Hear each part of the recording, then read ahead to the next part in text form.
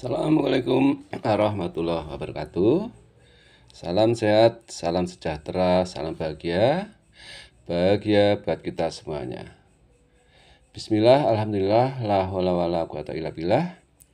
Asyhadu an la ilaha illallah wa asyhadu anna Muhammad Rasulullah. Allahumma sholli wa sallim ala sayyidina Muhammad wa ala ali sayyidina Muhammad. Sahabat yang dirahmati Allah, ada suatu kisah cerita yang mungkin bisa dijadikan inspirasi dalam kehidupan kita ya. Bagaimana kita mengantisipasi kehidupan ini? Hidup itu jangan tertidur ya. Kita simak bersama-sama, mudah-mudahan bermanfaat. Sahabat yang dirahmati Allah, untuk dapat menikmati hidup, hal terpenting yang perlu Anda lakukan adalah menjadi sadar. Inti kepemimpinan adalah kesadaran. Inti spiritual juga adalah kesadaran. Banyak orang yang menjadi hidup ini dalam keadaan tertidur. Mereka lahir, tumbuh, menikah, mencari nafkah, membesarkan anak, dan akhirnya meninggal dalam keadaan tertidur. Sahabat yang dirahmati Allah, analoginya adalah seperti orang yang terkena hipnotis. Anda tahu di mana menyimpan uang Anda. Anda pun tahu persis nomor PIN Anda. Dan Anda pun menyerahkan uang Anda pada orang yang tidak Anda kenal. Anda tahu, tapi tidak sadar. Karena itu, Anda bergerak bagaikan robot-robot yang dikendalikan oleh orang lain, lingkungan, jabatan, uang, dan harta benda. Sahabat yang dirahmati Allah, pengertian menyadari amat berbeda dan mengetahui. Anda tahu berolahraga itu sangat penting bagi kesehatan. Tapi Anda juga tidak melakukannya. Anda tahu memperjualbelikan jabatan itu adalah hal yang salah. Tapi Anda menikmatinya. Anda juga tahu bahwa berselingkuh itu dapat menghancurkan keluarga Anda, tapi Anda tidak dapat menahan godaan untuk melakukannya. Itulah contoh tahu tapi tidak sadar. Sahabat yang dirahmati Allah, ada dua hal yang dapat membuat orang menjadi sadar. Pertama adalah peristiwa-peristiwa pahit, dan yang kedua adalah musibah. Musibah sebenarnya adalah rahmat yang terselubung karena dapat membuat kita bangun dari sadar. Anda baru sadar pentingnya kesehatan kalau Anda sakit.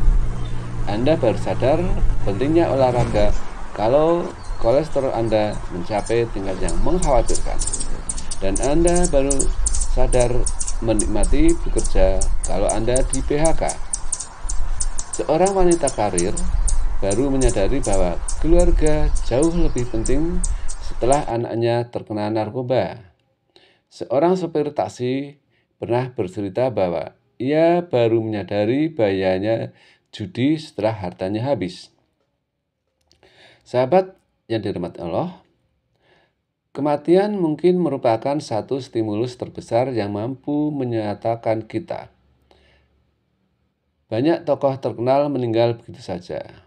Mereka sedang sibuk memperjualbelikan kekuasaan, saling menjegal, berjuang meraih jabatan, lalu tiba-tiba saja meninggal. Bayangkan, kalau Anda sedang nonton film di bioskop, pertunjukan sedang berlangsung seru, ketika tiba-tiba listrik padam.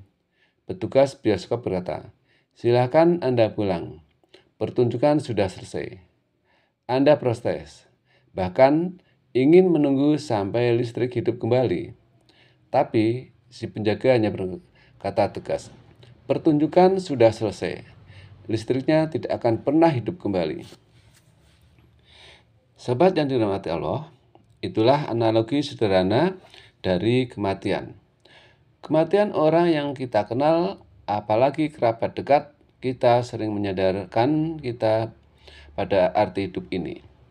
Kematian menyadarkan kita pada betapa singkatnya hidup ini. betapa seringnya kita meributkan hal-hal sepele dan betapa bodohnya kita menimbun kekayaan yang tidak sempat kita nikmati. Hidup ini seringkali menipu dan menindakbobokkan orang. Untuk menjadi bangun, kita harus sadar mengenai 3 hal, yaitu siapa diri kita, dari mana kita berasal, dan kemana kita akan pergi. Untuk itu, kita perlu sering mengambil jarak dari kesibukan kita dan melakukan kontemplasi. Sahabat yang dirahmati Allah, ada sebuah ungkapan menarik dari seorang filsuf Prancis, Teilhard de Chardin. Kita bukanlah manusia yang mengalami pengalaman-pengalaman spiritual. Kita adalah makhluk hidup spiritual yang mengalami pengalaman-pengalaman manusiawi. Manusia bukanlah makhluk bumi, melainkan makhluk langit. Kita adalah makhluk spiritual yang kebetulan sedang menempati rumah di bumi. Tubuh kita sebenarnya hanyalah rumah sementara bagi jiwa kita. Tubuh diperlukan karena merupakan salah satu syarat untuk bisa hidup di dunia. Tapi tubuh ini lama-kelamaan akan rusak dan akhirnya tidak dapat digunakan lagi. Pada saat itulah jiwa kita akan meninggalkan rumah untuk mencari rumah yang lebih layak. Keadaan ini kita sebut meninggal dunia. Jangan lupa, ini bukan berarti mati, karena jiwa kita tak pernah mati. Yang mati adalah rumah kita atau tubuh kita sendiri. Sahabat yang dirahmati Allah, coba Anda resapi paragraf di atas tadi ya. Cerita-cerita di atas tadi ya. Simak lagi sekali lagi.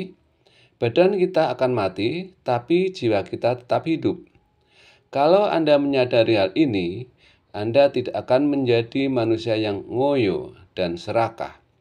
Kita memang perlu hidup, perlu makan, tempat tinggal, dan kebutuhan dasar lainnya.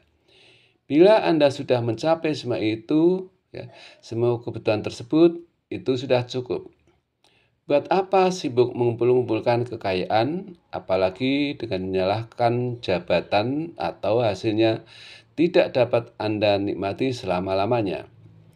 Apalagi Anda sudah merusak jiwa Anda sendiri dengan berlaku curang dan korup. Padahal jiwa ini milik kita yang abadi. Sahabat yang dirahmati Allah, lantas apakah kita perlu mengalami sendiri peristiwa-peristiwa yang pahit tersebut agar kita sadar? Jawabnya ya. Tapi kalau Anda merasa cara tersebut terlalu mahal, ada cara kedua yang jauh lebih mudah. Belajarlah mendengarkan. Dengarlah dan belajarlah dari pengalaman orang lain. Buka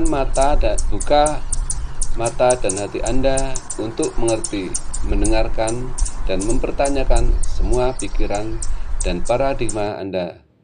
Sayang, banyak orang yang mendengarkan semata-mata untuk memperkuat pendapat mereka sendiri, bukannya untuk mendapatkan sesuatu yang baru yang mungkin bertentangan dengan pendapat mereka sebelumnya. Orang yang seperti ini masih tertidur dan sebelum sepenuhnya bangun. Demikian sahabat yang dirahmati Allah, mudah-mudahan sepenggal kisah dapat bermanfaat dalam kehidupan kita sehari-hari. Ada kekurangannya, mohon maaf. Terima kasih. Wassalamualaikum warahmatullahi wabarakatuh.